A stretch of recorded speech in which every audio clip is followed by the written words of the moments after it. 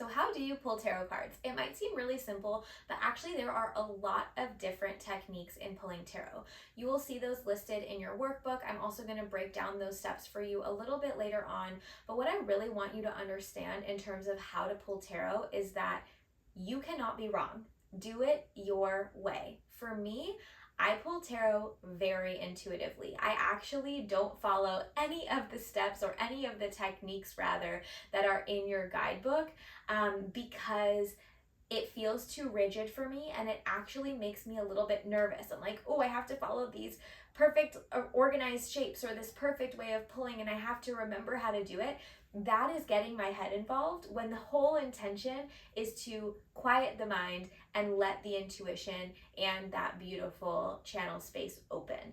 So for me, I really just spread the cards and I pull the ones that I want, however many I want. I'm again going to show you some examples of this later, but the reason that I bring this up now is because I want to encourage you to let your practice be your own. Just because I've taught you something doesn't mean you have to do it exactly that way.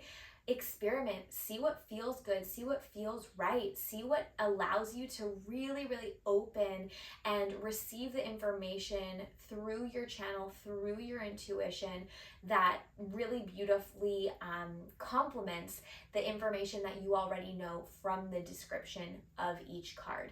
When you do this, what will happen is you're going to start to develop a dictionary for your cards. So for me, when I started reading tarot, the moon was never taught to me as representing fear. But over time, every time I pulled a card that had a moon image on it, including the moon major card, I just felt some type of fear there.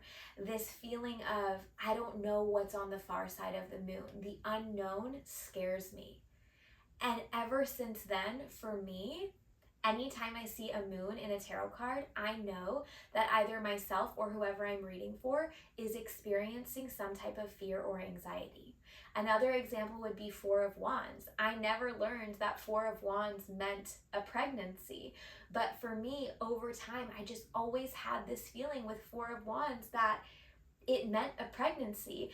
And lo and behold, when I became pregnant, before I even took a test, I pulled the Four of Wands and I was like, whoa, okay, I think I'm pregnant. And I took a test a few weeks later because it wouldn't have even shown up as positive and I was pregnant. That again wasn't taught to me, but the ability and the freedom to pull tarot how I wanted to pull tarot allowed me the space to start developing that. And if you're sitting there going, how do I develop it? How am I going to come up with my own dictionary? I promise it will happen. And I know me as a teacher just saying, just trust me, it will, probably feels really unsupportive, but that's the truest answer I can give you. The more you practice and the more you trust yourself, the more these skills are going to develop.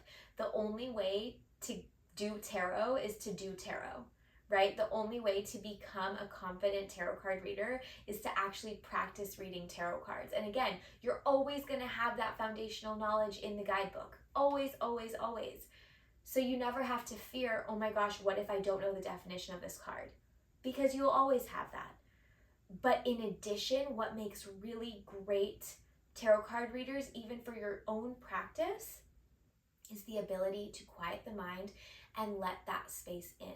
So I highly encourage you to let your practice evolve. And I know we started this, so how do I pull tarot cards? Well, my short answer for you is pull them in the way that feels right to you.